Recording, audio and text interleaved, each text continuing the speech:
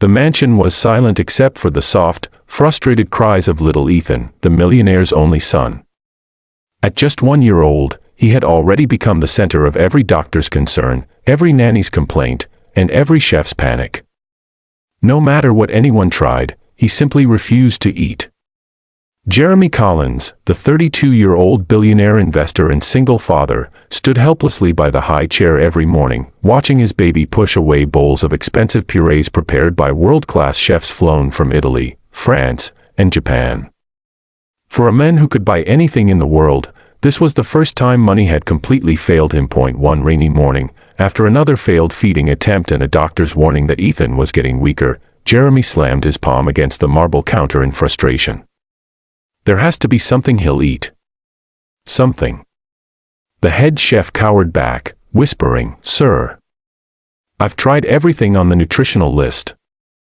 Jeremy was about to say something when the kitchen door quietly creaked open. It was Anna, the new maid, poor, timid, dressed in a simple uniform, barely noticeable in a house full of polished marble and glittering chandeliers. She had only been hired 2 days ago. She normally kept her head down, but now, seeing the baby crying, she stepped closer without thinking. "Sir, if I may," she said, her voice trembling. "May I try feeding him? Just once?" Jeremy turned to her sharply. You're the maid." "Yes, sir," she whispered, "but I know what it's like to have a child who won't eat. My younger brother was the same. Sometimes children don't want fancy food. Sometimes they just need something simple. Something made with love." Jeremy hesitated. He didn't like strangers near his son, but Ethan's worsening condition left him desperate. After a long silence, he sighed. "Fine. One try. But be careful." Anna gave a small nod and walked to the pantry. The chefs watched her with raised eyebrows, some offended, others amused. What could a poor maid make that the world's best chefs couldn't? Anna ignored them. She picked the simplest ingredients, 1 potato, a small carrot, a bit of rice. Nothing expensive, nothing luxurious. As she cooked, Jeremy observed her from afar. She chopped slowly, carefully, humming under her breath, a soft lullaby, almost like a childhood memory. The pot simmered gently, filling the kitchen with a warm, comforting aroma, the kind of smell that didn't belong in a billionaire's kitchen but in a small, loving home. When she finished, Anna placed a small bowl of the simple porridge on the high chair tray. Jeremy folded his arms skeptically. "He won't eat," he muttered under his breath. "He never does." But as soon as Anna scooped up a spoonful and brought it near Ethan, the baby leaned forward. Jeremy blinked in surprise. Ethan opened his tiny mouth and swallowed it, without crying, without pushing it away. Then he opened his mouth again, this time impatiently, as if demanding more. One spoonful after another, Ethan ate with a joy Jeremy had never seen before. His little hands clapped, his eyes sparkled, and a soft giggle escaped his lips. The room fell silent. The chefs looked stunned. Jeremy's jaw hung open.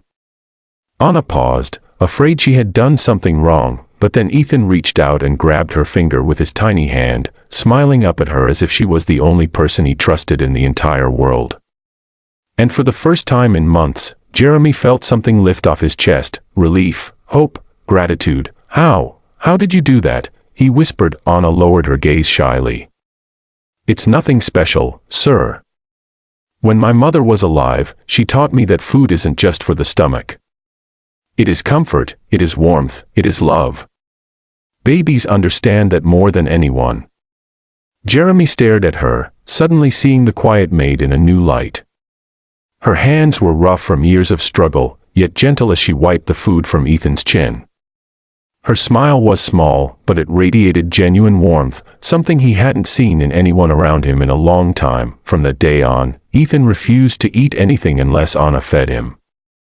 Jeremy began noticing how the baby reached for her whenever she passed by, how he giggled when she hummed, how he relaxed in her arms in ways he never did with anyone else. Slowly, Jeremy started spending time in the kitchen too, not because he needed to, but because he wanted to watch them. And the more he watched, the more he felt something unfamiliar yet comforting rise in his heart. One evening, as Anna fed Ethan on the golden high chair, Jeremy leaned closer, mesmerized. "He's happier with you," he said quietly. "More than he's ever been with anyone. Even me." Anna turned, startled. "Sir, no. You're his father. He loves you." "Maybe," Jeremy whispered, "but you gave him something I couldn't." Their eyes met, not as Maid and Millionaire, but as two hearts slowly learning to trust the world again. Days passed. Laughter returned to the mansion. Ethan gained weight, his cheeks grew rosy, and doctors were stunned by his sudden improvement. And every feeding, every smile, every moment tied Anna, Ethan, and Jeremy closer together, thread by thread, heart by heart. One night, after putting Ethan to sleep, Jeremy walked Anna to the kitchen. He stood there, nervously rubbing the back of his neck. "Anna, I want you to know something. You didn't just save my son, you saved me. You brought life back into this house. I don't know how to repay you." Anna shook her head quickly. "Sir, I need no repayment. Seeing him healthy is more than enough." Jeremy's voice softened. "Still, thank you for giving my son the first taste of love." Anna smiled, her eyes shimmering under the soft kitchen light, unaware that this moment was the beginning of a story none of them ever expected, one that would change all their lives forever. If you enjoyed this story, please like, share, and subscribe to our channel. Your support helps us bring more powerful, emotional stories to life. Don't forget to hit the notification bell so you never miss a new upload.